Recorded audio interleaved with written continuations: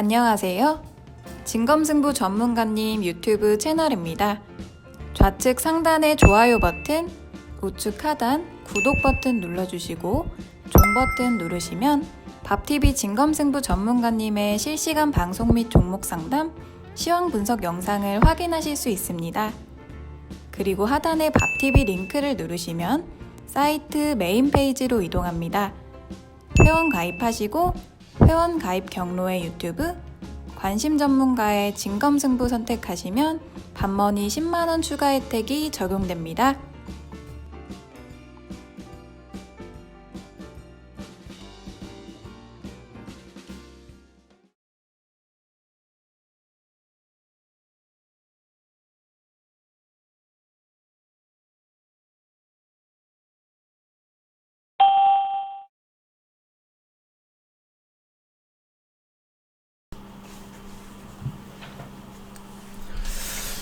예, 자, 오늘 10월 7일 공개방송을 시작하도록 하겠습니다. 네, 어서오세요. 자, 목소리 잘 들리시죠? 네. 자, 오늘부터 내일까지 이제 이틀 동안 이제 공개방송을 진행을 하고요. 이제 오늘은, 어서오세요. 오늘은 이제 10월 증시 동향, 이제 요거부터 이제 먼저 말씀을 드리고, 그 다음에 10월 달에 있을 주요 이슈들, 이런 것들 분석을 좀 해드릴 겁니다. 네, 어서 들어오세요. 네. 일단 지금 지난주 금요일날 미국 증시는 이제 급등으로 마감을 했습니다. 그래서 지난주 중반에 미국 증시가 좀 이제 초반에 급락을 해가지고 증시가 조금 이제 약간 혼란스러웠는데, 지난주 목요일날도 미국 증시가 잘 끝났고요. 그 다음에 금요일날도 1.4% 이제 급등으로 마감을 했기 때문에 나스닥 다우지수 모두 1.4%대 급등을 했기 때문에 아침에 우리나라 증시에도 이제 긍정적인 영향을 끼칠 것 같습니다. 그래서 일단은 종목 지수나 이런 것들을 너무 걱정하지 마시고 아침에 여기 이제 시초가 확인하고 시황을 또 상세하게 짚어드리고 또 설명드리도록 하겠습니다. 네네. 일단은 오늘이 이제 오늘 오전에는 이제 10월 증시 동향 먼저 말씀을 드리고, 그 다음에 이제 종목들이 좀 많이 움직이고 있죠, 그죠? 요즘에 조정을 걱정하시는 분들이 참 많은데, 증시를 이렇게 살펴보면 여러분들이 좋아하는 개별주들도 지금 활발하게 움직이고 있는 쪽이 있습니다. 그래서 그쪽 종목들 동향, 그리고 그 종목들이 어떻게 움직이고 있는지 이런 부분에 대해서 얘기를 계속 해드릴 겁니다. 참고로 10월 10일 날 이제 이번 주죠, 그죠? 이번 주에 미중 무역 협상, 고위급 무역 협상이 예정돼 있는데, 트럼프 대통령이 그런 얘기를 했습니다. 미중 무역 협상 타결 가능성이 아주 크다고 그런 얘기를 했기 때문에 미국 증시도 급등을 한 거거든요. 그래서 이번 주에 이제 중요한 이슈들이 여러 가지가 있는데, 미중 무역 협상이나 이런 것들이 잘 될 가능성도 있으니까 그 부분에 포커스를 맞춰서 설명을 드리도록 하겠습니다. 네. 일단 여기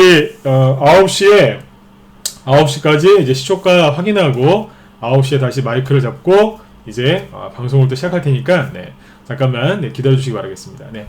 9시에 다시 이제 마이크 잡고 말씀드리겠습니다. 네.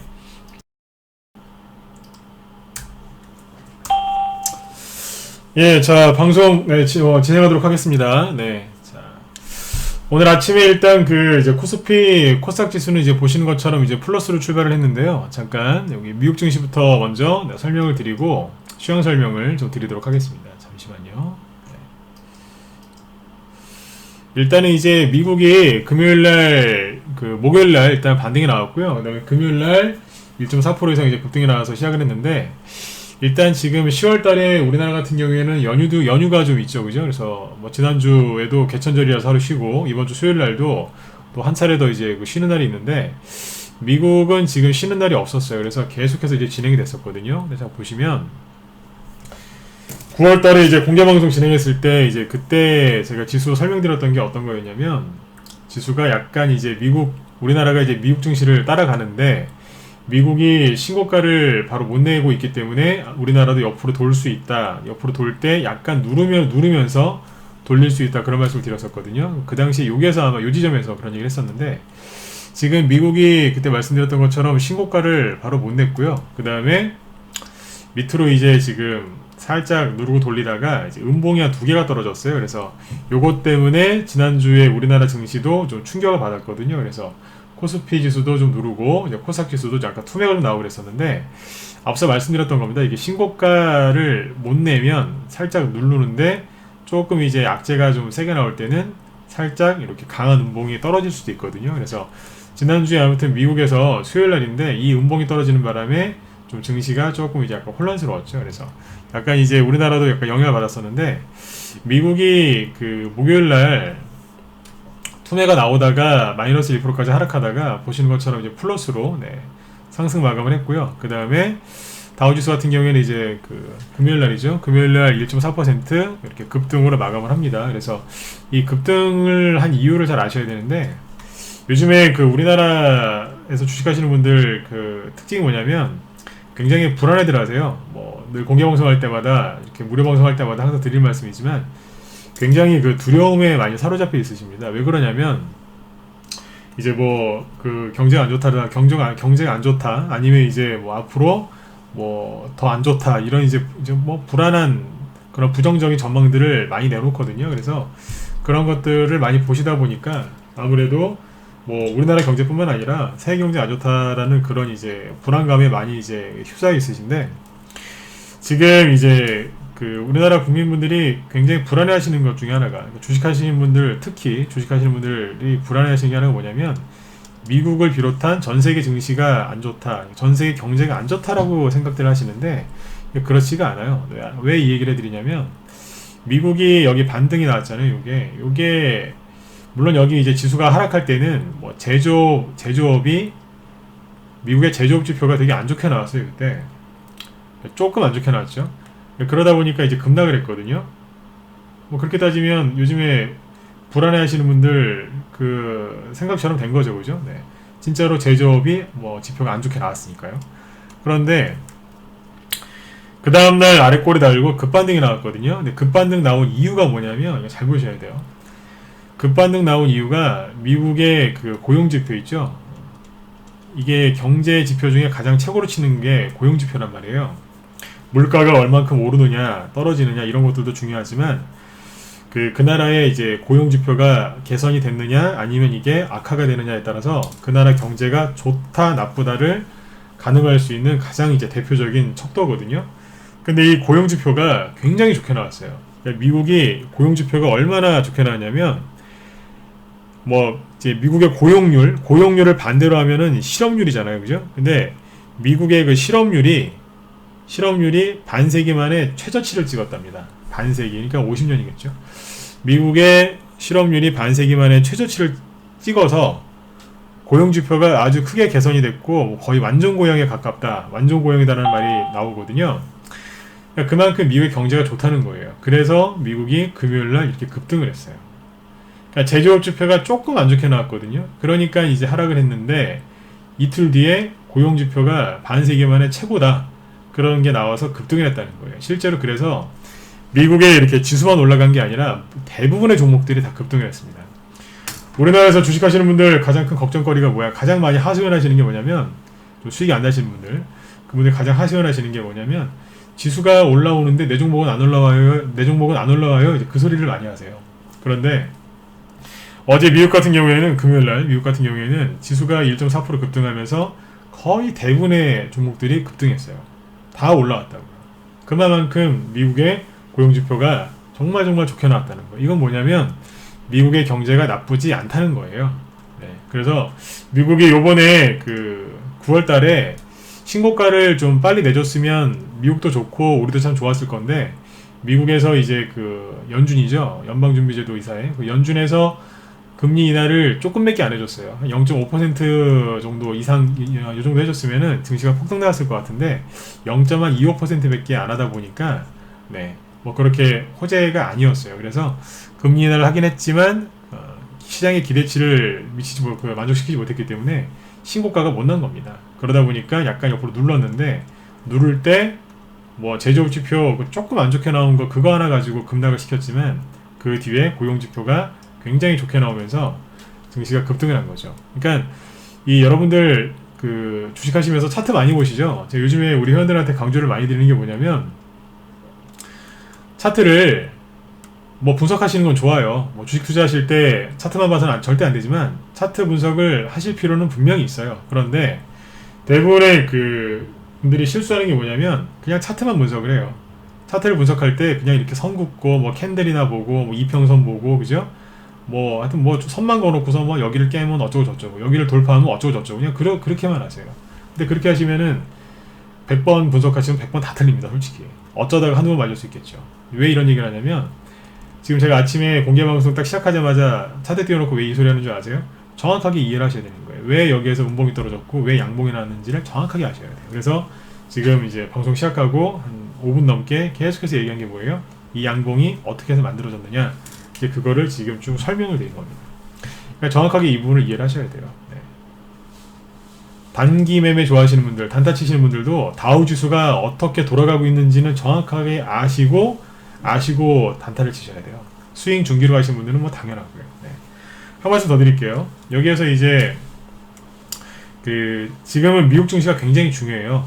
그래서 지금 자꾸 이제 지난번 공개 방송에 이어서 미국 증시 얘기를 자꾸 해드리는데, 미국 증시가 신고가가 나야 여러분들의 계좌가 확 살아나겠죠, 그죠? 그리고 여러분들이 수익 내시는데 큰 도움이 된단 말이에요. 그냥 막연하게 올라가겠지 하면 그냥 기다리다 지쳐요. 그래서 지금 미국 증시를 잘 보셔야 된다는 얘기예요. 미국이 올라가고 우리나라 삼성전자 같은 대표주들이 지금 52주 신고가 나 있거든요. 근데 거기에서 추가 상승이 나와줘야 코스피 지수도 올라가고 그 다음에 코스닥 지수도 올라오거든요.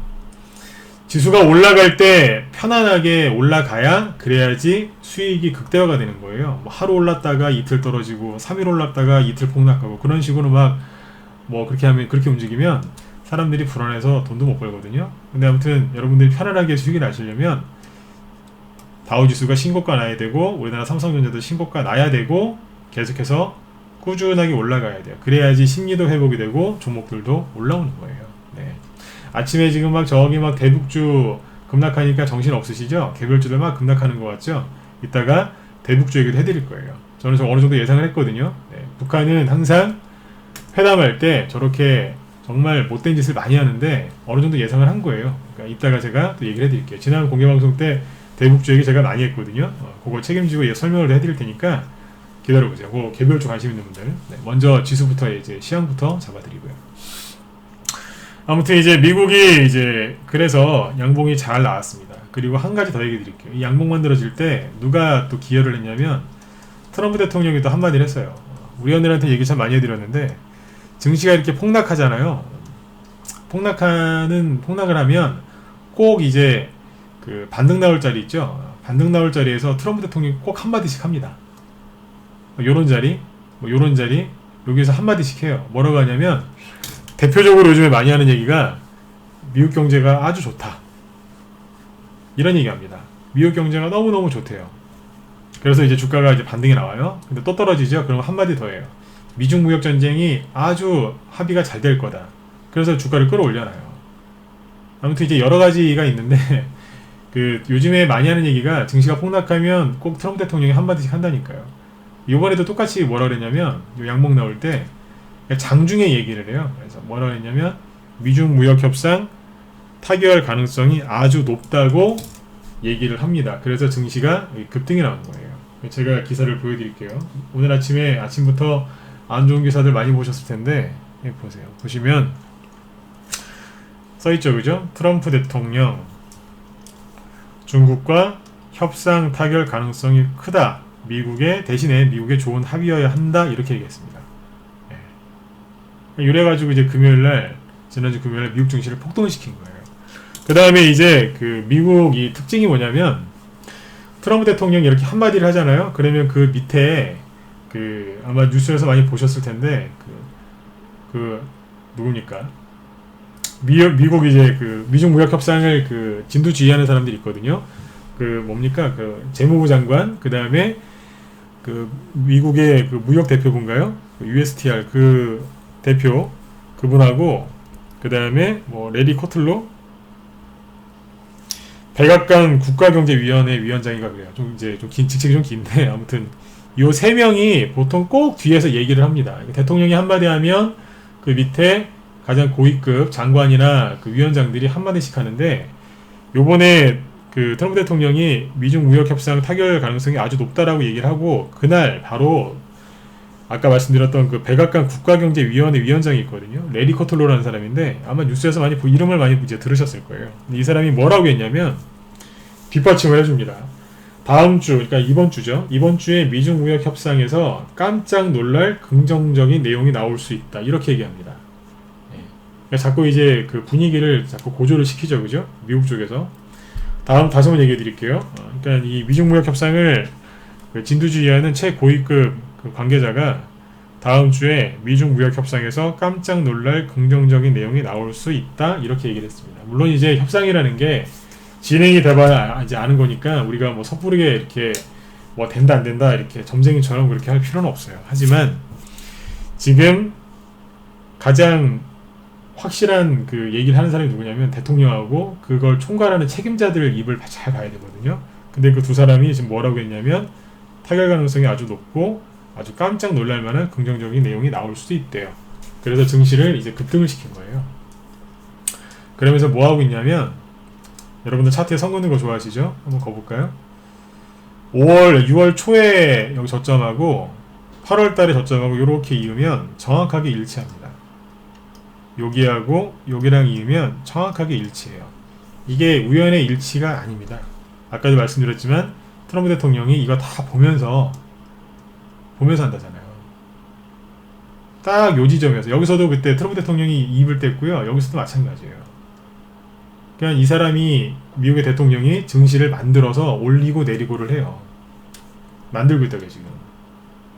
여러분들 그래서 미국 경제가 나쁘다 좋다? 굉장히 좋아요. 왜요? 아까 말씀드렸죠? 반세기 만에 실업률이 최저치를 찍었답니다. 그리고 미중 무역 협상에서 이제 고위급 무역 협상인데 이게 긍정적인 얘기들이 계속 쏟아져 나와요. 그러니까 지금 이제 아침에 오늘 안 그래도 이제 미중 무역 협상에 대해서 얘기를 좀 더 해드리려고 그랬는데 요게 확실하게 끝나야 증시가 이제 폭등이 나옵니다. 그렇지 않겠습니까? 그죠? 아까도 말씀드렸지만 여러분들이 수익을 진짜 편안하게 많이 내시려면 말 그대로 증시가 편안해야 돼요. 증시가 편안해야 되는데 증시가 뭐 아까도 말씀드렸지만 하루 이만한 장대 양봉을 뽑으면 뭐합니까? 여기에서 이런 식으로 음봉이 한 두세 개씩 떨어지면 이거 불안해서 주식할 수 있겠어요? 그죠? 가장 좋은 거는 뭐냐면 한 번에 저렇게 많이 가는 게 아니라 꾸준하게 올라가다가 잠깐 쉬고, 그죠? 또 꾸준하게 올라가다가 잠깐 쉬고, 이런 식으로 해서 계속해서 이제 올라가다 보면 단기 하시는 분들도 수익이 많이 나시고, 특히 스윙 중기, 그러니까 길게 가져가면 가져갈수록 이런 장에서는 이제 큰 돈이 벌리겠죠. 그죠? 여러분들이 맨날 이제 3% 5%짜리 수익 내시다가 이제 30% 50%짜리 수익도 낼 수도 있는 거예요. 그러니까 이런 장이 와야 되거든요. 항상 이런 장이 올 거다라고 여러분들 가정을 하고 준비를 하셔야 되는데, 이런 장이 만들어지려면 미중 무역 협상이 완전하게 해결이 돼야 돼요. 그러니까 완전하게까지는 아니어도 일단 어느 일정 부분, 더 이상 싸우지 않는, 그죠? 어느 정도라도 합의를 봐야 돼요. 그게 요즘에 이제 전문가들이 얘기 많이 하는 스몰딜이에요. 그래서 지금 이제 원래 9월 달에 그 차관급 회담이 있었거든요. 미중 무역 협상. 그러니까 실무회담이죠. 네, 그게 있었는데 거기에서는 특별한 게 안 나왔다고요. 그런데 이제 뭐 여러 가지 일들은 있었죠. 뭐 중국이 미국의 농산물을 대규모로 사준다든지 이제 그런 이제 호의적인 그런 것들은 많이 있었단 말이에요. 그래서 10월달 이번 주에 있을 미중 무역 협상 요게 스몰 딜 정도라도 합의가 되면 그러면 미국 증시는 신고가를 낼 가능성이 굉장히 높아져요. 미국이 이제 만약에 미중 무역 협상 타결을 잘 끝내고 신고가가 난다. 그럼 어떤 일이 벌어질까요?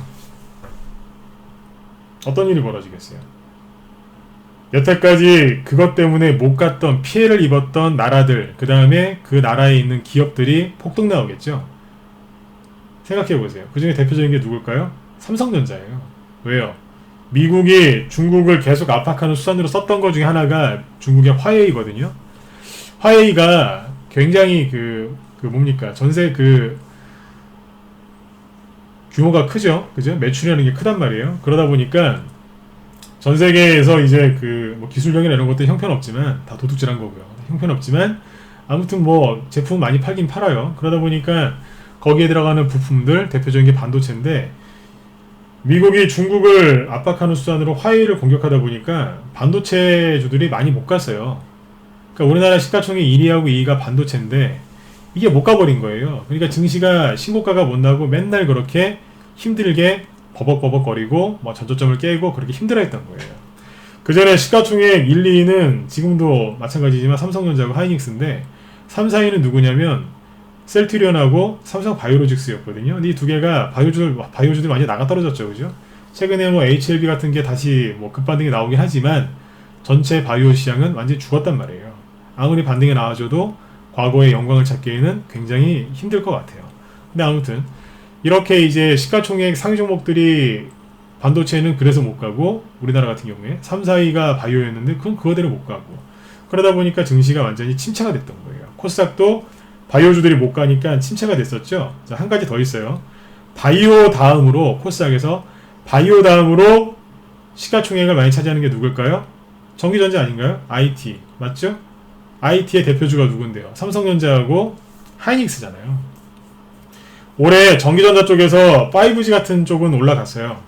실제로 이제 우리나라부터 시작해서 5G가 상용화가 됐으니까요. 근데 바이오 다음에 가장 많은 부분이 IT, 전기전자예요. 특히 코스닥에서는 전기전자지 않습니까? 그러니까 이게 왜 증시가 이렇게 회복이 안 되고 힘들었는지 아시겠죠? 이거는 다 미중무역 협상이 너무 지연되고 중국이 자꾸 이제 그러다 보니까 지연되고 또 지연되다 보니까 우리나라가 가장 큰 피해를 입었던 거예요.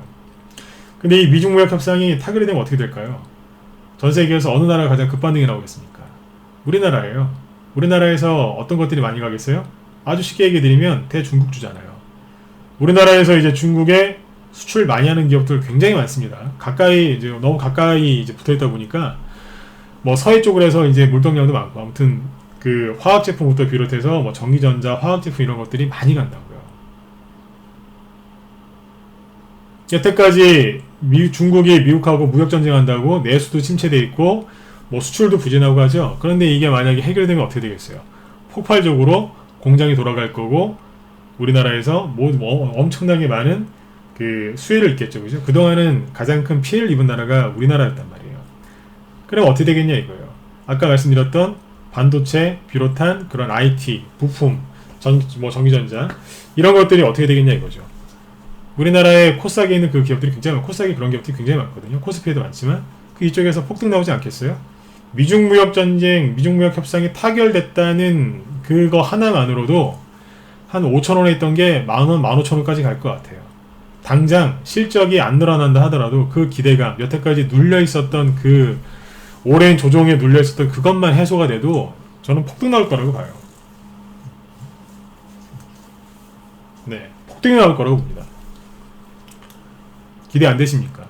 그러니까 지금 미중무역 협상이 타결이 되면 미국 증시도 신고가가 나고 중국도 불을 뿜겠지만 지수만 올라가는 게 아니라 여러분들이 지금 갖고 있을 아니면 관심 가지고 계실 그런 종목들도 급등이 나올 거란 얘기예요. 그러니까 다우지수만 올라가는 게 아니에요. 중국 상해지수만 올라가는 게 아니에요. 우리나라 코스피 지수만 올라갈까요? 우리나라 삼성전자만 올라갈까요? 여러분들이 갖고 계신 개별주들도 다 올라갈 거란 얘기예요. 네. 여태까지 개인들이 가장 많이 물려있었던 바이오는 저는 잘 모르겠어요. 그쪽은 다음에 시간이 되면 얘기해 드릴게요. 그래서 저는 제가 지금 하고 싶은 얘기는 뭐냐면 시장의 가능성이 얼마나 지금 많고 그 다음에 여러분들이 관심 갖고 있는 종목들 그 개별주 쪽이 살아날 수 있느냐 없느냐 그거에 대해서 얘기를 해드린 거예요. 결론적으로는 미국이 신고가가 나려면 미중무역 협상이 타결이 돼야 되고 그 타결이 한꺼번에 완전한 타결이 안 되더라도 스몰들 정도만 타결이 돼도 그동안 가장 큰 피해를 입었던 우리나라 같은 경우가 아주 폭등이 나올 거란 얘기예요. 자, 그러면 여기에서 삼성전자나 이런 것들 한번 보자고요. 삼성전자가 아까 말씀드렸지만 화웨이가 그 미국의 그 압박 규제를 받으면서 굉장히 이제 그 힘들어했었는데 이제 우리나라 이제 삼성전자 같은 게 가장 큰 피해를 입었었겠죠, 그죠? 네. 보시면 여러분들 우리나라 경제가 되게 안 좋다 막 이런 걱정들을 많이 하시거든요. 근데 잘 보세요. 삼성전자가 제가 요즘에 이거 되게 얘기를 자주 합니다. 저는 이제 뭐 방송할 때 어떤 스타일이냐면 자꾸 좋은 거는 자꾸 얘기를 해드려서 세뇌를 시켜드려요. 네.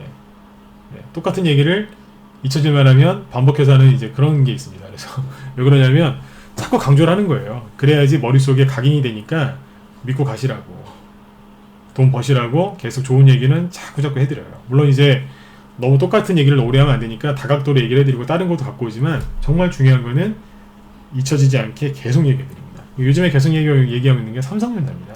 삼성전자가 뭐하고 있는지 정확하게 보시라고 자꾸 얘기해드리는데 삼성전자가 지금 뭐하고 있어요? 아까 다우지수랑 똑같죠? 저점을 이렇게 높이면서 어느 특정 고점을 계속해서 두드렸죠, 그죠? 네, 두드리다가 요번에 뚫었어요. 딱 뚫었는데 9월달에 이제 힘있게 돌파했습니다. 이게 뭐냐면요, 미중무역전쟁 이후에 여기를 돌파를 못해가지고, 이게 48,000원 정도라고 보시면 돼요, 대충. 여기를 돌파를 못해가지고 그렇게 고생을 했어요. 여러분들이 증시가 자꾸 조종을 받고 불안했던 이유가 뭐냐면 삼성전자가 치고 나가지를 못하는 거예요. 이게 왜 치고 나가지 못했냐면, 돌파하려고만 하면 미중무역 협상이 타결될 것 같다가도 엎어지는 거예요. 자꾸 깨지니까 굉장히 이게 못 올라갔어요. 그러니까 미중무역 협상이 타결될 뻔했는데 중국이 고집을 부렸죠. 그러니까 미국 입장에서는 어때요? 중국이 괘씸하니까 중국을 압박해야 되죠. 그러니까 가장 아픈 데를 때려야 되는 거예요. 그러니까 중국에서 가장 아픈 데가 어디예요? 화웨이잖아요. 그러니까 화웨이를 때려버린 거예요. 그러니까 그게 하필이면 반도체거든요. 반도체 그 가장 큰 피해를 입는 게 누구겠어요? 우리나라 반도체주들 삼성전자와 SK하이닉스가 그때 순간적으로 급락했던 거예요. 우리나라만 급락했느냐? 아니에요. 미국에 있는 반도체, 뭐 AMD라든지 인텔, 뭐 텍사스 인스트루먼트, 뭐 이런 회사들 있죠. 뭐 그런 회사들이, 마이크론 테크놀로지 이런 것들이 다 그때 순간 급락을 했었어요. 근데 그 기업들이 지금 어떻게 되어 있는지 아세요? 잘 모르시죠? 삼성전자랑 지금 차트를 다 똑같이 만들어놨어요. 이렇게 다 돌파를, 이 저항 있죠? 이 오랜 조정을 끝내고, 이 조정 기간이 1년이 넘습니다. 작년 6월달부터 급락을 했거든요. 그래서 그러니까 1년 넘게 조정을 받다가 이 조정을 끝내고 돌파를 했어요. 그런데 이렇게 큰 대형주들은 여러분들이 잘 아시는 뭐 개별주처럼 테마주처럼 여기서 돌파했다고 해서 막 상한가로 날아가거나 그러진 않잖아요. 이 대형주들은 어떻게 하냐면 조정을 끝내고 돌파를 할 때 돌파를 일단 하긴 하는데 다시 들어옵니다. 왜요? 마지막으로 속이는 거예요. 한 번 더 강조드릴게요. 마지막으로 속이는 거예요. 들어오지 마, 나가, 이러는 거예요. 세력들이 나가라고 겁주는 거예요. 이게 마지막으로 터는 거라고요. 이 말을 거꾸로 뒤집으면 여러분들이 주식을 마지막으로 싸게 살 수 있는 절호의 기회예요. 정말 주식을 싸게 살 수 있는 기회는 이미 놓치셨어요. 이 발바닥에서 살 수 있는 기회는 놓쳤고, 이 얘기 제가 옛날에 했었죠, 그죠? 아마 여기에서 그런 얘기를 많이 했어요. 나중에 3개월 그 뒤에 보면 무릎을 치실 거다. 아, 내가 발바닥에서 주식을 살 수 있는 게 이미 놓쳤구나. 나중에 탄식을 하실 거다 그랬어요. 주가가 자꾸 비싸지고 있다고.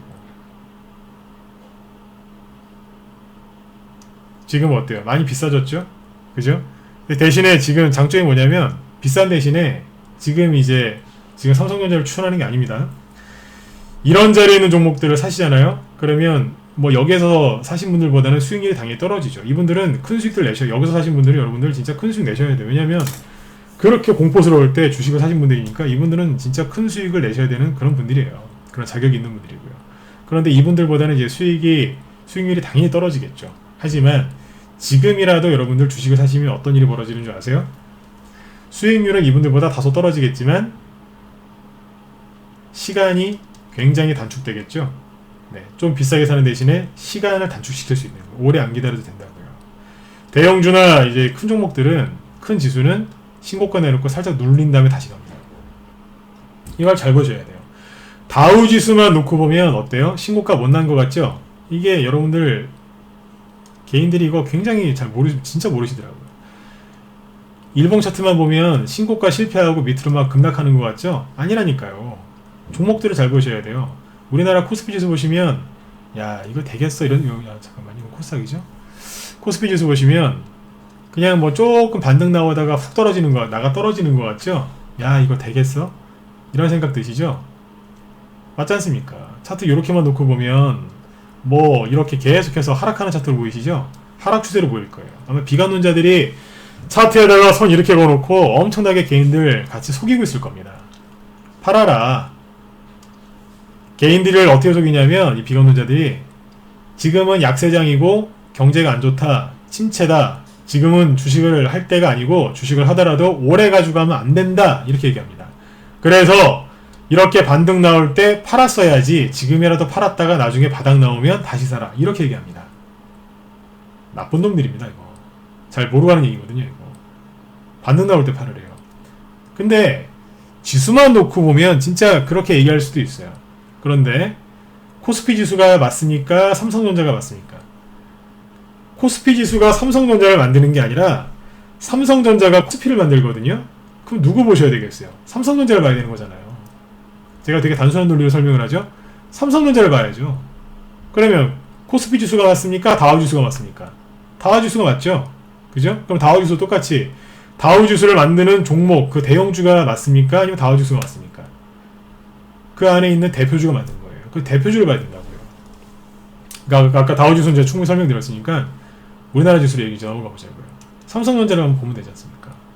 그러니까 코스피 지수만 쳐다보면 비관론자들의 말이 어떻게 보면 설득력이 있어요. 하락 추세니까 반등 나올 때 팔았다가 여기서 다시 사고 올라오면 또 팔고, 진짜 하락장에서는 그렇게 해야 되는 게 맞아요. 그 사람들의 말이 다 틀린 건 아니라고요. 그런데 삼성전자를 보면 어떠냐 이거죠. 우리나라를 대표하는 삼성전자를 보시면 그 말이 틀리다는 걸 알 수 있어요. 뭐예요? 조정 끝나고 돌파한 다음에 살짝 누르고 있잖아요. 그쵸? 그럼 이 차트만 봐서는 어때요? 이거 사야 되는 주식이에요. 삼성전자 추천하는 거 아닙니다. 이거 말고 더 싼 주식들 널려 있습니다. 근데 사야 되겠죠? 이거 사야 되는 자리가 맞습니다. 그런데 더 중요한 게 뭐예요? 그럼 여기서 매집을 누가 했냐 이거예요. 누가 했겠어요? 만약에 여기서 개인들이 매집했다? 저 그러면 이 주식 안 삽니다. 얘기도 안 할 겁니다. 누가 살게요? 개인이 샀어요. 아, 개인이 아니라 외국인이 샀어요. 아주 그냥 싹 쓸었어요 지금. 삼성전자를 그렇게 많이 사더니, SK하이닉스를 그렇게 많이 사더니 지금 삼성전기 같은 거 그냥 갖다가 그냥 아주 그냥 쓸어 담습니다. 그냥. 난리 났습니다. 전기전자 이쪽을 엄청나게 사고 있어요. 자, 뉴스를 보면 우리나라 망한다 그러죠. 전세계 망한다 그러죠. 그러니까 다 망한다 그러죠. 그런데 어떻게 전기전자를 외국인들이 살까요? 한 나라 경제가 진짜 망하고 내년에 경제 위기 온다고요? 진짜로 경제 위기가 오는데 외국인들이 머리에 총 맞았습니까? 왜 삼성전자를 사겠습니까? 대표적인 전기전자인데. 나라 경제 위기가 오는데 전기전자를 왜 투자해요? 통신주나 그런 거 사야죠. 안 그렇습니까? 외국인들이 언론에서 개인들 보라고 쓰는 기사하고 이 사람들이 돈을 집어넣는 쪽하고 완전히 다르죠? 사고 있잖아요. 열심히 사모으고 있잖아요. 삼성전기에서 뭐 만드는데요? 그냥 어렵게 생각하지 마세요. 거기서 만드는 뭐 MLCC 뭐 이런 거 다 그냥 다 치우고요. 그냥 쉽게 생각해 보세요. 뭐 만들겠어요? 전기 제품 파는 거 아닙니까? 네? 근데 거기 외국인이 왜 사요? 외국인이 미쳤어요? 아니에요. 말을 좀 세게 해서 죄송합니다만 이렇게라도 좀 강하게 얘기를 해야 되겠어요. 너무 답답해요. 외국인이 왜 사냐 이거예요. 앞으로 좋아지니까요. 현재도 좋은데 앞으로도 좋아지니까. 그래서 외국인을 사는 겁니다. 나중에 주가가 이제 고평가되고 그렇게 버블이 끼면 외국인은 그때부터 팔기 시작합니다. 개인들은 그때부터 사기 시작하고요. 네. 그러니까 지금이라도 주식을 사셔야 된다고요. 사셔서 하루만 더 들고 가보세요. 나 하루밖에 못 가지고 간다. 그럼 이틀 가지고 가보세요. 난 일주일밖에 못 가지고 갑니다. 한 2주 한번 가지고 가보세요. 네. 어떻게 되시나? 여러분들이 그렇게 못 냈던 수익들을 아주 짧은 기간 안에 다 낼 수 있다는 거예요. 그래서 여러분들 지수를 보면서 속지 마시란 얘기예요. 이 얘기를 수도 없이 해드리는데 맨날 속으세요. 왜요? 맨날 뉴스 보시거든요. 맨날 차트 보시거든요. 맨날 계좌 열어보시거든요. 계좌 맨날 열어보면 계좌가 살아납니까? 0.1%도 안 올라오잖아요. 자꾸 열어보지 마세요. 뭘 보셔야 되냐면 이걸 보셔야 돼요. 아, 지수는 엉망인데 삼성전자가 신고가 내놓고 지금 살짝 눌리고 있네? 조정이 끝난 거잖아 이거. 이렇게 해석을 하셔야 돼요. 조정이 끝나가고 있잖아요. 그리고 아까 트럼프 대통령이 자꾸 사인을 주고 있잖아요. 뭐라고요? 타결 가능성이 커지고 있다. 아주 크다. 아주 크다. 그 얘기 뭔지 아세요? 중국이 여기서 따는 짓만 안 하면 타결될 거다. 그러니까 당신들 조금만 참아라. 이 얘기하는 겁니다. 사인을 계속 주고 있잖아요. 대통령은요 절대로 허언을 못하는 사람들입니다. 뭐 상황이 조금 이제 좀 뭐 급변해가지고 이제 그런 결과가 안 나올 수는 있어도 대통령은 헛소리하는 사람들이 아니라고요. 허언을 안 해요. 할 수가 없거든요.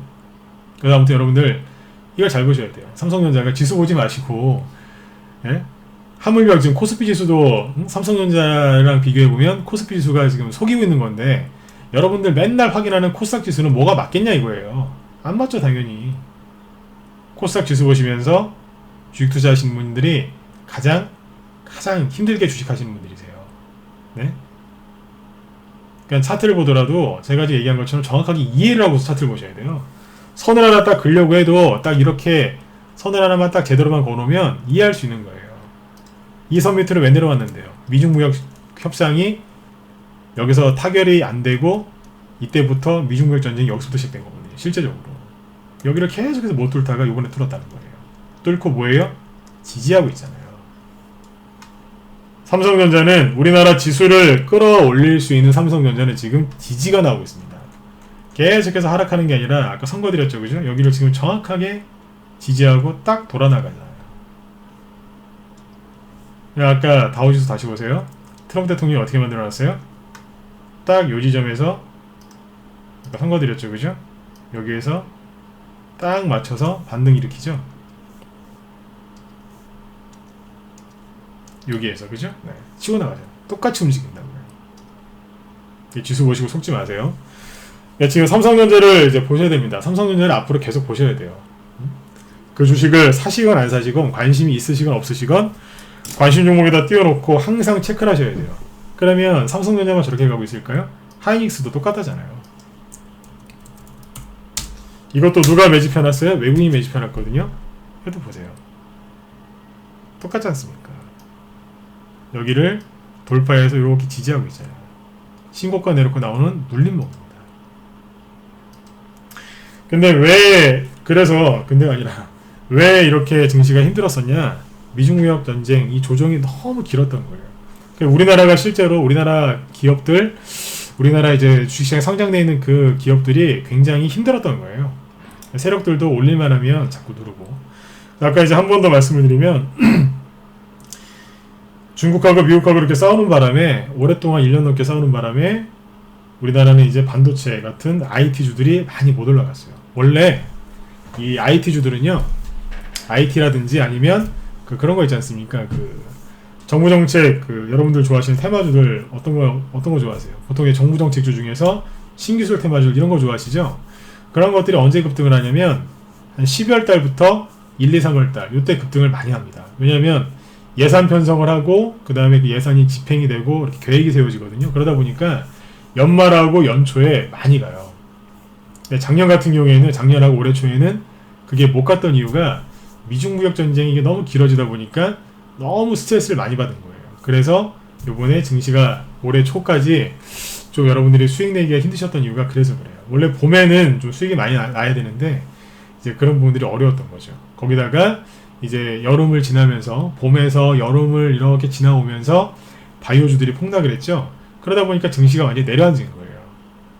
안 그래도 울고 싶은데 누가 와서 뺨을 때린 것처럼 코스닥 쪽에서 바이오주들이 이제 그 짓을 한 겁니다. 그래서 여러분들이 많이 힘드셨던 거예요. 그런데 이 모든 것들이 이제 앞으로 어떻게 되겠냐 이거죠. 바이오주들은 이제 투매는 나올 만큼 나온 것 같아요. 그죠? 뭐 최근에 아까도 말씀드렸지만 뭐 HLB에서 뭐 이런저런 얘기 나오면서 한 종목 정도는 뭐 살아서 올라가는 것들도 지금 나오긴 하는데 전체 바이오주들은 좀 그렇게 못 올라갈 거라고, 전체는 다시 그렇게 못 올라갈 거라고 생각을 해요. 한동안은. 왜냐면 이미 신뢰를 많이 잃었기 때문에 당분간 힘들 것 같아요. 오죽 신뢰를 잃었으면 그 기업 보고서를 쓰는 증권사 연구원들이 바이오 기업들은 안 쓰려고 한답니다. 잘 쓰지도 않고, 그리고 쓰더라도 목표가나 이런 거 얘기를 안 한답니다. 신뢰를 잃었다는 거예요. 그게. 뭐 증권사에서 그 연구원 정도 할 정도면 얼마나 많이 배우고 공부하신 분들이겠어요, 그죠? 그런 연구원들, 그런 분들도 안 쓴대요. 네. 왜요? 신뢰를 잃었다는 얘기예요, 시장에서. 그럼 여러분들이 그쪽은 생각을 해보셔야 돼요. 신뢰를 잃으면 거기에는 큰 돈이 안 들어가요. 이해되시죠? 네. 그 부분을 한번 생각을 해보시고, 바이오 쪽에 투자를 하고 싶다. 아직도 이제 그런 생각 하고 계신 분들이 있다면 그 부분을 한번 생각해 보시는 겁니다. 네, 아무튼 아까도 말씀드렸지만 우리나라가 가장 큰 피해를 입었거든요. 근데 이 지긋지긋한 미중무역 협상이 타결이 만약에 이번 주 안에 협상이 이제 진행이 되는데 만약에 스몰딜 정도라도 타결이 된다. 그럼 어떻게 되겠어요? 전 세계에서 어느 나라가 가장 폭등이 많이 나오겠습니까? 우리나라 아닌가요? 맞죠? 우리나라예요. 아까 그 비관론자들을 제가 그 지적을 했었는데, 비관론자들 뿐만 아니라 긍정론자들 둘 다 좋아하는 게 뭔지 아세요? 긍정론자도 좋아하는 것하고 비관론자들하고 좋아하는 게 공통된 게 하나 있습니다. 그게 뭐냐? 낙폭과대주입니다. 낙폭과대주는 다 좋아합니다. 아까 뭐 긍정론자들은 낙폭과대를 굉장히 좋아하죠. 왜냐면 싸니까. 안 그래도 싼데 더 싸졌으니까 뭐 너무너무 좋아하시겠죠, 그죠? 근데 비관론자들도 낙폭과대주를 굉장히 좋아해요. 왜냐하면 아까 말씀드렸지만 이 사람들은 늘 생각이 비관적이기 때문에 이미 조정이 끝나고 올라오고 있는데, 아까 뭐 지수 얘기했지만 이렇게 해서 또 떨어지는 걸로 지금 판단을 하고 있거든요. 이 사람들도 뭐 하냐면 주식을 하긴 해요. 근데 어떻게 하냐면 그냥 똑같은 거예요. 긍정론자하고 비관론자하고 원칙은 똑같아요. 싸게 사서 비싸게 판다. 요거는 똑같습니다. 근데 긍정론자는 뭐냐면 우상향을 보고 있어요. 그러니까 싸게 사서 최대한 비싸게 팔려고 하는 사람들이죠. 우상향으로 보면서 가기 때문에. 근데 비관론자들도 똑같아요. 싸게 사서 비싸게 팔려고 하는데 여기쯤 싸게 사서 여기쯤 최대한 비싸게 팔려고 하는 거예요. 그러니까 생각의 그 차이가 큰 거죠. 네. 근데 낙폭과대주를 둘 다 좋아합니다. 왜요? 뭐 당연히 아까 긍정론자 이분들은 설명할 게 없고, 비관론자들도 왜 그걸 좋아하냐면 이런 자리에서 살려고 하니까요. 낙폭과대주를 다 좋아해요. 그러니까 지금은 이제 전 세계에서 가장 낙폭과대가 심한 나라가 우리나라라는 얘기예요. 그 얘기를 하고 싶어서 이 설명까지 드린 건데, 우리나라가 전 세계에서 가장 낙폭과대가 심합니다. 여러분들 많이 힘드시죠? 네. 그래서 힘드신 거예요. 가장 주식이 싸기 때문에. 말을 뒤집으면 되게 재밌습니다. 왜 힘들어하세요? 수익이 안 나시니까 힘드신 거죠, 그죠? 네. 근데 왜 힘이 들까요? 주식이 너무 싸서 그래요. 그 주식을 사셔야 되겠습니까? 아니면 계속해서 모른 척 방치하셔야 되겠습니까? 사셔야죠. 사셔야죠. 그게 남들보다 단 하루라도, 단 한 시간이라도 한번 더 들고 가보시라는 거예요. 그러면 수익이 그게 극대화가 되는 거예요. 남들이 도망칠 때, 남들이 외면할 때, 남들이 무서워할 때, 그때 주식을 사는 게 그게 용기예요. 네. 남들이 불안해할 때 조금 더 들고 가는 거. 단 하루라도. 그게 용기예요. 그거에 대한 보상이 바로 수익이에요. 네? 돈 벌었다고 막 외제차나 이런 거, 뭐 그런 거 매매일지 올리는 뭐 그런 걸 얘기하는 게 아니에요.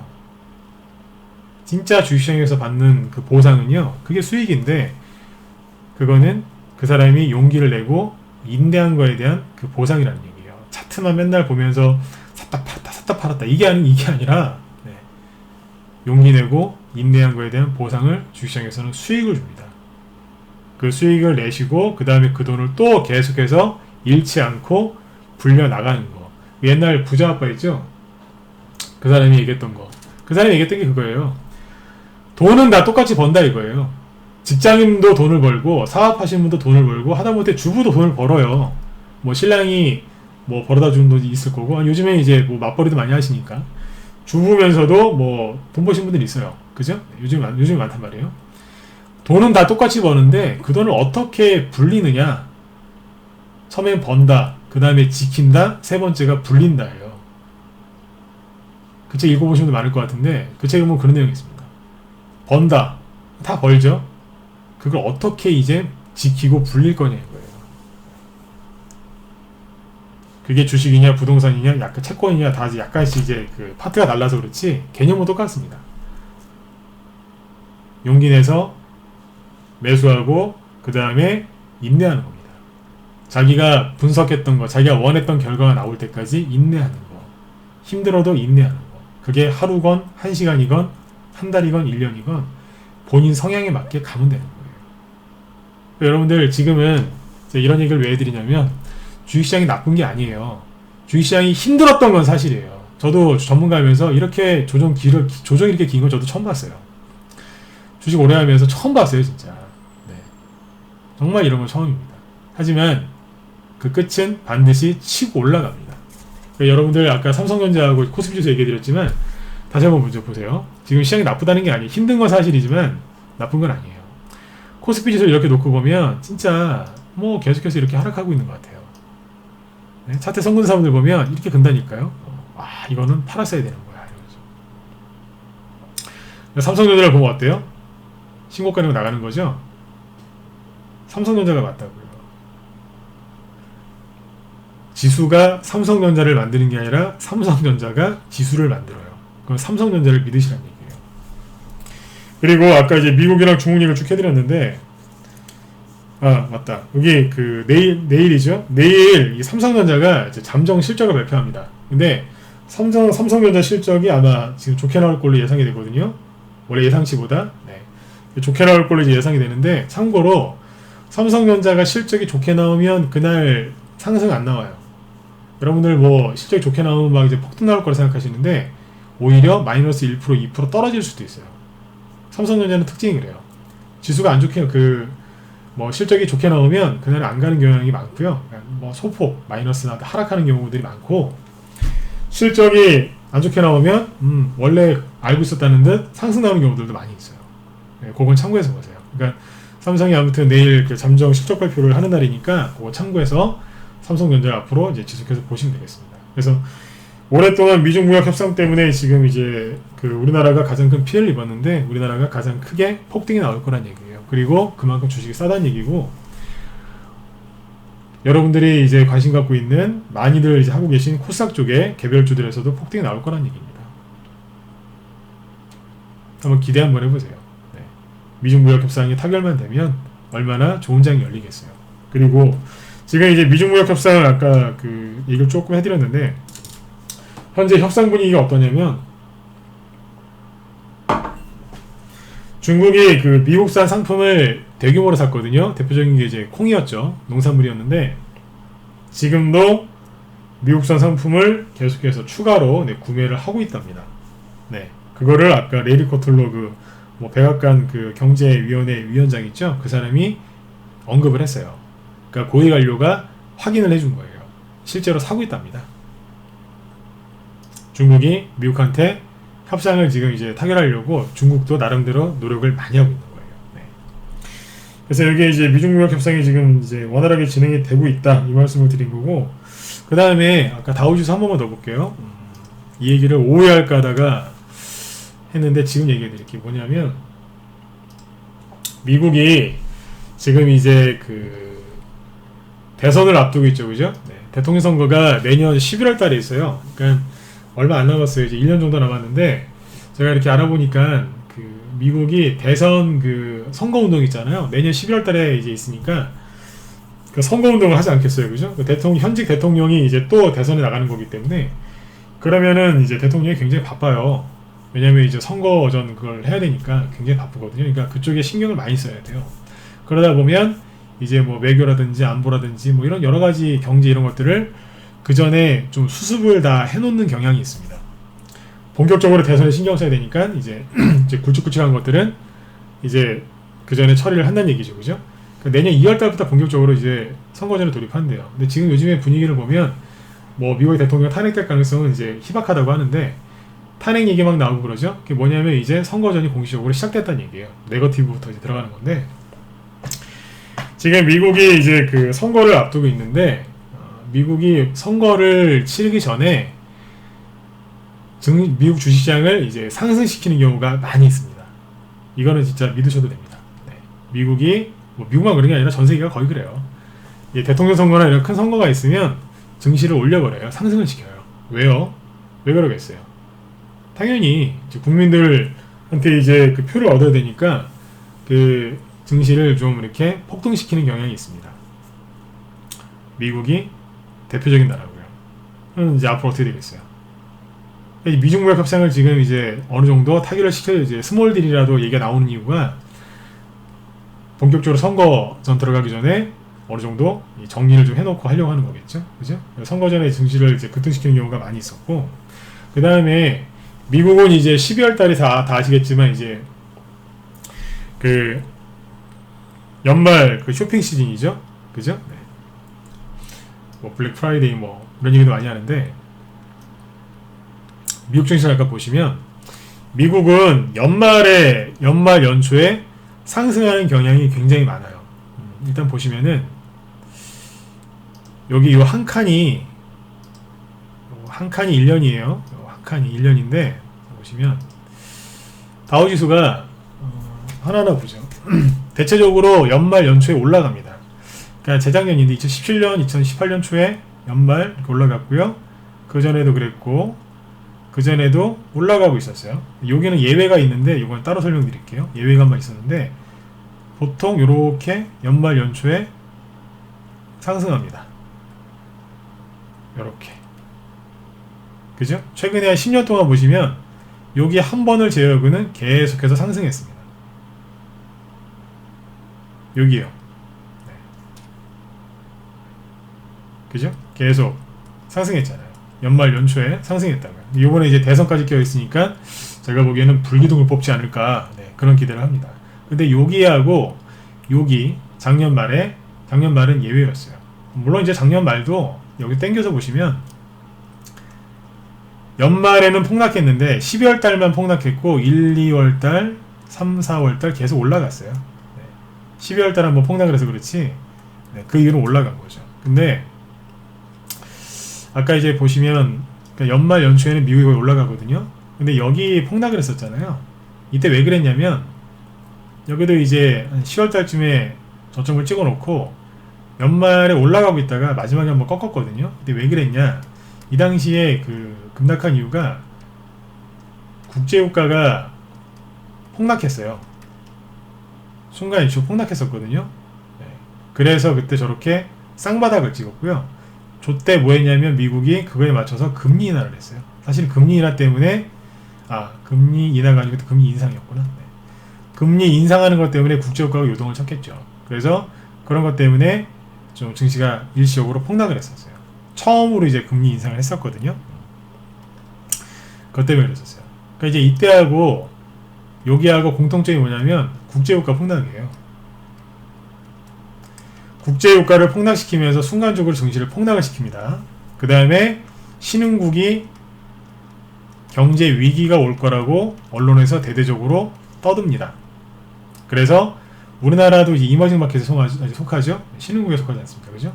그래서 전세계 증시, 특히 신흥국들을 폭락을 시킵니다. 그래 어떻게 되냐? 환율이 급등합니다. 순서대로 다시 얘기해 드릴게요. 국제 유가를 폭락을 시켜요. 그러면 증시가 당연히 폭락하겠죠. 왜 폭락하냐고 언론사에 물어봤더니 언론사에서 이렇게 얘기합니다. 세계 경제가 안 좋다. 그래서 신흥국들이 위험하다. 그래서 어떻게 되냐면 환율이 급등합니다. 환율이 급등하면 어떻게 돼요? 뭐 외환위기 오는 거 아니야? 이런 소리부터 이제 이런 소리 나오죠, 그죠?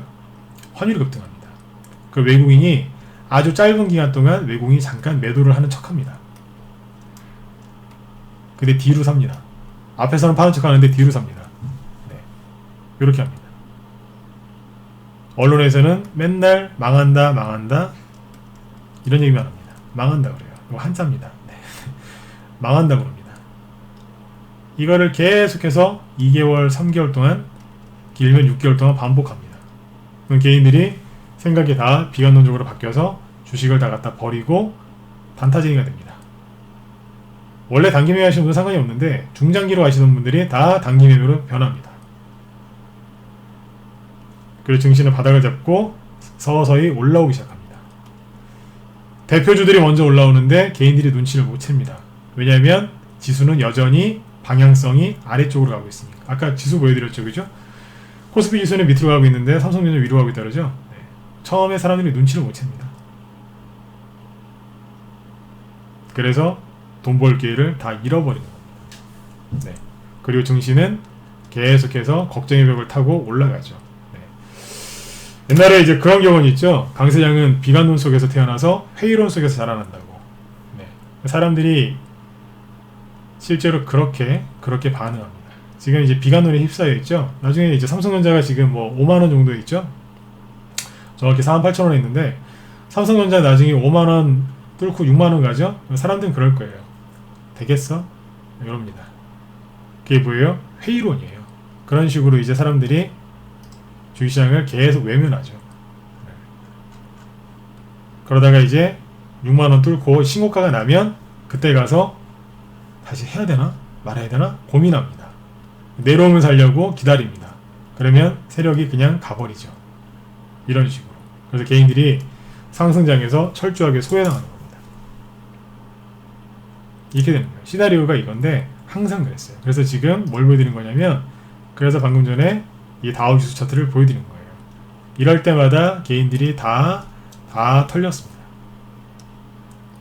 조금만 기다리면 되는데, 조금만 참으면 되는데, 이걸 못 견디고 다 팔아버리는 거예요. 2017년도, 아직 2016년 여기 보시면, 아이고, 잠시만요. 2016년 여기 미국인데요. 미국 11월 달에 여기서 급등 나왔죠, 그죠? 이게 급등 나오기 전에 보시면 막 폭락했었거든요, 순간적으로. 이때 왜 폭락했는지 줄 아세요? 재밌어요. 트럼프 대통령 되면 전 세계 망할 거라고, 미국 망할 거라 해가지고 우리나라도 막 투매라고 막 난리도 아니었었어요. 네. 오죽하면 트럼프 대통령 당선됐다 그러니까 우리나라의 방산주가 막 빅텍이 상한가 가고 막 그랬어요. 왜요? 전쟁 난다고. 난리 났었어요. 네. 그렇게 언론이 사람들을 다 속이는 거예요. 그리고 나서 폭등 나왔어요. 여기서 나오는 수익 누가 다 가져갔겠어요? 개인들이 가져갔을까요? 아니요. 개인들은 나중에 저기 꼭지에서 들어오는 거예요.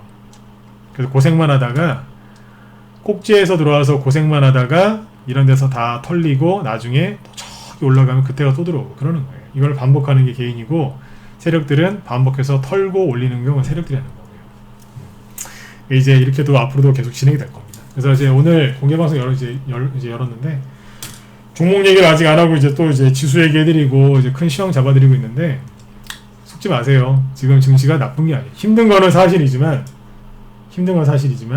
지금은 상승장입니다. 그리고 그거에 준비를 하셔야 됩니다. 지수 쳐다보지 마시고 삼성전자를 한번 골똘히 한번 쳐다보세요. 그러면 아마 답이 나오실 겁니다. 네, 그래서 지금 이제 비관론자들이 얘기하는 약세장도 아니고 약세장이 아니란 얘기입니다. 그러니까 아무튼 여기 이제 미국이 연말 랠리가 항상 나왔으니까 이번에도 이제 그게 기대가 되고요. 아까 말씀드렸지만 국제유가가 폭락했을 때 여기서 이렇게 예외적으로 한번 있었다 그랬죠. 최근에 국제유가가 폭락했을까요? 안 했을까요? 네, 폭락했어요. 여기에서 보시면 국제유가가 여기 아까 2016년도 아까 예외라 그랬죠. 아까 다우지수 볼 때 여기였었는데, 여기 보시면 순간 폭락했거든요.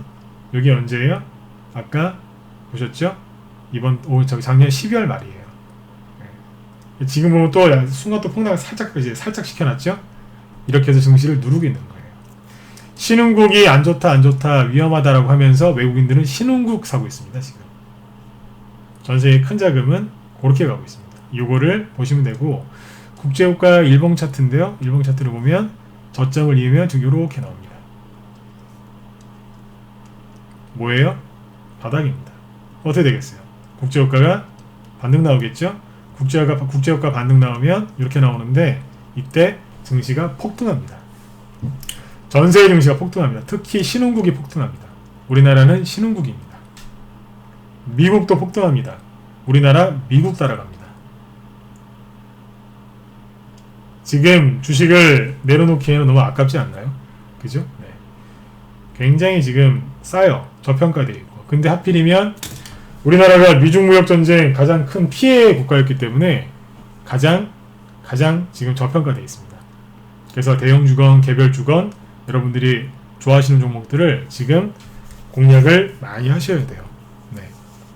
지금 이제 뭐 아프리카 돼지열병 테마주들 막 이런 것들이 이제 막 급등하고 막 그랬었는데, 아이고 뭐 시험 얘기하다 보니까 벌써 이제 뭐 10시가 다 됐는데 개별주 상세한 얘기는 오후장에 또 해드릴게요. 근데 지금 일단 좀 시간이 좀 있으니까 조금 더 얘기해드리면, 아프리카 돼지열병 테마주들은 조금 더 움직일 겁니다. 지금 이제 그 오후에 좀 상세하게 얘기를 이제 해드릴 건데, 끝난 건 아니에요. 끝난 건 아닌데 지금 돼지열병이 지금 발병을 계속 안 하고 있죠, 그죠? 그래서 최근에 보면 조금 이제 그 시세가 둔화된 것처럼 보이는데, 사실 돼지열병이 지금 터져도요, 지난주에 계속 터졌어도 종목들은 더 이상 못 갔어요. 네. 돼지열병이 자꾸 안 터지니까 이제 종목들이 못 가는 것 같죠? 아니에요. 지난주에 돼지열병이 일주일 내내 계속해서 터졌어도 못 갔어요. 왜 이렇게 얘기하는지 궁금하시죠? 오후에 얘기해 드릴게요. 그걸 설명하는데 30분 이상 걸리거든요. 그래서 오후에 얘기를 해드리고, 그 다음에 지금 대북주들이 지금 오늘 아침에 폭락을 했죠, 그죠? 아침에 급락 출발했는데, 이것도 걱정하실 게 없는 게 시초가 대비 지금 더 이상 추가 하락은 안 나오거든요. 근데 이것도 이제 오후에 상세하게 얘기 드릴게요. 오후 방송 이제 2시부터 진행을 하겠습니다. 설명할 게 많으니까. 대북주들이 이제 아침에 급락한 이유는 뭐 그 북한이랑 미국이랑 실무회담이 뭐 결렬됐다 이렇게 얘기를 하죠, 그죠? 근데 그거는 이제 잘 보셔야 돼요. 오후에 상세하게 얘기하겠지만 대북주 갖고 계신 분들 중에 이제 불안해하신 분들 있을까봐 아침에 뭐 요건 좀 얘기를 해드릴게요. 북한하고 미국이랑 실무회담이 결렬됐다고 기사가 나오죠? 네, 생각을 잘 해보세요. 협상을 했는데 각자 하는 얘기가 달라요. 북한은 뭐 어쩌고 저쩌고 하면서 막 자기들 막 얘기를 하죠, 그죠? 근데 미국은 짧게 얘기하죠. 뭐 창의적인 아이디어를 냈다. 그리고 뭐 스웨덴 쪽에서 추가 회담 할래? 물어보길래 하겠다고 그랬다. 그리고 북한한테 얘기했다. 이렇게 그냥 딱 팩트만 얘기하고 끝내버리죠. 근데 북한은 뭐라고 그래요? 북한이 막 이렇게 얘기하죠. 어쩌고 저쩌고 뭐 우리가 뭐 했는데 뭐 어쩌고 저쩌고 뭐 니들이 뭐 그러면 우리가 어쩌고 저쩌고 할까 막 이러고 막 난리지기죠. 요놈들이 하는 짓을 잘 보시면 됩니다. 요놈들이라고 하는데 요놈들이 나쁜 놈들이거든요. 네, 북한에 대해서 좀 나쁘게 해서 죄송합니다만 저게 이제 북한이 흔하게 쓰는 협상전술이에요. 생각을 잘 해보시면 되는 게 뭐냐면 지금 대북주들 최근에 투자가 굉장히 좋았고 대북주는 앞으로도 이제 많이 올라갈 겁니다. 대북주들이 급등하려면 실무회담이 아니고 정상회담이 이제 된다. 그 얘기가 무르익을 때가 고점이에요. 그러니까 실무회담이 이제 뭐 이런 식으로 할 때는 이제 들었다 놨다 급등도 하고 급락도 하고 막 그러거든요. 그러니까 실무회담은 그냥 무시하셔도 되는데 북한이 지금 실무회담을 지금 뭐 언론에서 결렬을 했다고 얘기하는데 결과부터 얘기하면 북한이 이거 지금 짜고 하는 겁니다. 왜 이렇게 얘기를 하냐면 제가 이쪽 전문가는 아닙니다만 제가 이제 뭐 주식을 지금 오래 하다 보니까 요 관련된 거는 조금 이제 좀 많이 해봐서 약간 저도 촉이 있어요. 그쪽 전문가는 아닙니다. 근데 제가 이렇게 보니까 제가 어떤 걸 느꼈냐면 평상시에는 북한이 저렇게 협상을 자기들이 먼저 하자고 얘기를 안 해요. 그죠? 마지못해서 전 세계에서 가장 가난한 나라가 아무것도 없거든요. 얘네들은 그냥 무기 잘 만들고 난 괴롭히는 거밖에 잘하는 게 없단 말이에요 지금. 그런데 전 세계에서 아무튼 가장 가난하고 그런 나라가 협상할 때는 항상 이런 식으로 해요. 근데 아무튼 자기들이 먼저 이렇게 협상을 제안하고 그런 적이 없었거든요. 근데 이걸 잘 보시면 자기들이 먼저 제안을 합니다. 잘 보세요. 그리고 분위기를 띄워요. 지금 그 김명길 그 무슨 순회대사인가 뭐 하는 사람이죠. 책임자. 그 사람이 그 지난달에 뭐라 그랬어요? 뭐 미국의 대통령이 그 존 볼턴 그 안보보좌관 딱 자르니까 경질하니까 아주 막 극찬을 하면서 막 이제 막 북한에서 막 설레발을 그렇게 떨죠, 그죠? 잘 보세요. 설레발 떨었어요. 계속해서. 뭐 기대가 된다는 둥, 어쩌고 뭐 저쩌고 뭐 한다는 둥. 그러면서 막 김정일 자꾸 친서 보내고 뭐 막 자기들이 막 얘기를 합니다. 자기들이 분위기를 띄웠어요. 원래 저런 애들이 아닌데 막 분위기를 띄웁니다. 그러더니 어째 이상하다 싶었어요. 순조롭게 협상을 실무회담을 하더라고요. 보통은 저 실무회담 하기 전에 쟤네들 북한 특징이 뭐냐면 꼭 튕겨요. 한 번, 두 번, 세 번씩 튕기거든요. 그리고 나타나질 않아요. 공산당들 하는 짓거리가 그러는데 나타나질 않아요. 하겠다고 해놓고 안 나오고 그러거든요. 약속 취소하고 뭐 통보도 안 해주고 우리나라한테 함부로 대하는 거 보세요. 그렇게 하거든요.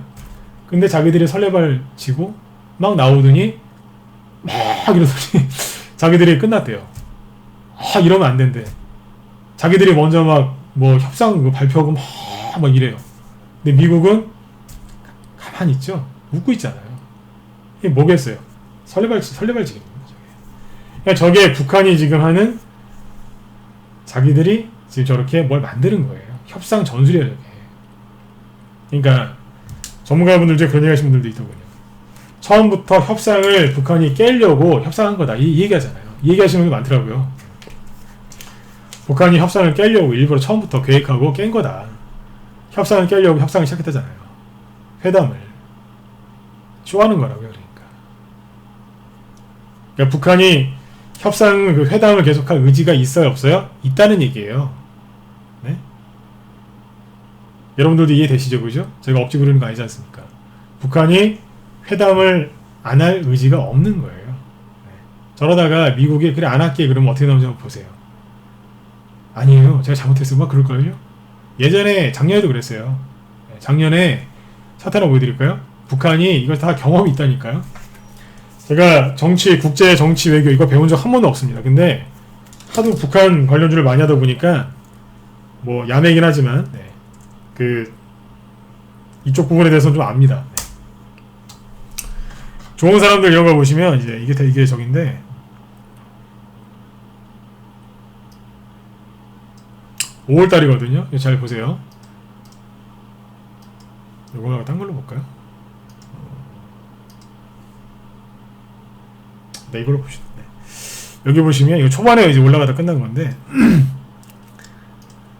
분위기가 엄청나게 무르익었어요. 근데 이제 실무회담하고 막 그럴 때였는데 북한이 그랬어요. 나 안 할래. 회담을 안 할래 그랬어요. 안 할래 그랬더니 대북주가 폭락했어요. 그랬더니 미국이 뭐라 그랬냐면 그래 하지마 그랬어요. 미국이 그래 하지마 하지 말자 그랬더니 북한이 아니다 우리가 잘못했다 그러니까 바로 상한가 나오고 급등해버렸어요. 이게 북한이에요. 제가 지금 그러잖아요. 북한이 안 하겠다고 막 저렇게 그러는데 안 할 것처럼 그러거든요. 근데 말 잘 들어보면 한다는 뜻이에요 지금도. 네? 근데 미국이 그래 하지마 그럼 어떻게 될까요? 이런 일 벌어지겠죠. 이게 한두 번이 아니에요 북한이. 네. 그러니까 북한이 사람을 잘못 만난 거예요. 트럼프 대통령이 굉장히 이 사람이 협상의 대가거든요. 네. 이렇게 된다고요. 국내에서는 없었을까요? 국내에서도 있었어요. 언제 그랬냐면 그 2016년일 텐데 잠깐만요. 2016년인지 2000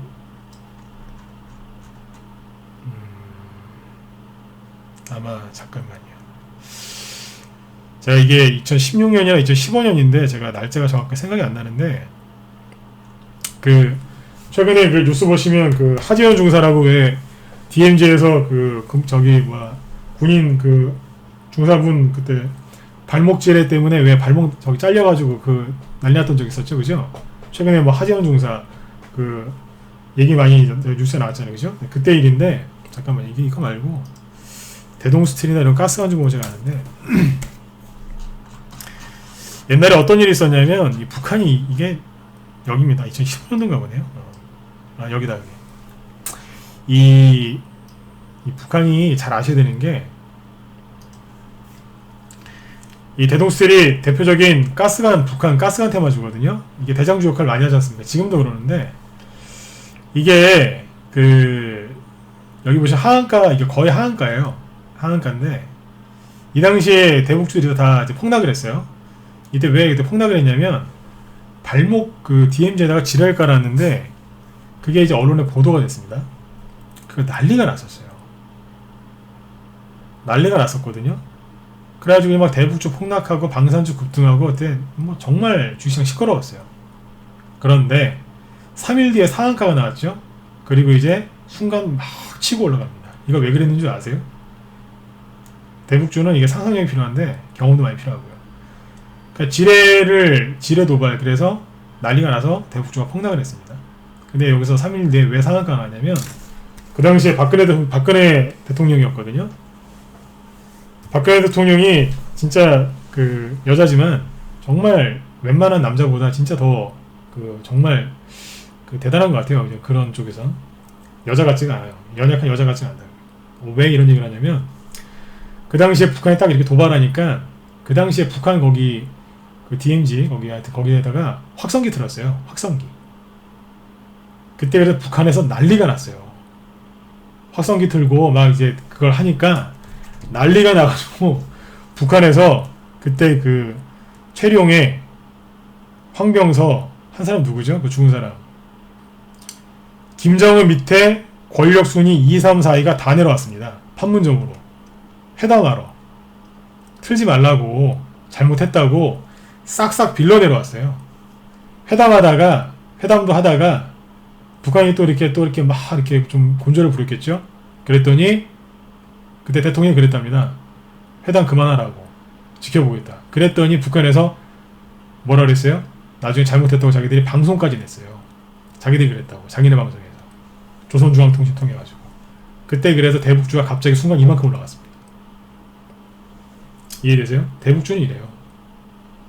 오늘 급락한 것 같고 너무 신경 쓰지 마세요. 네.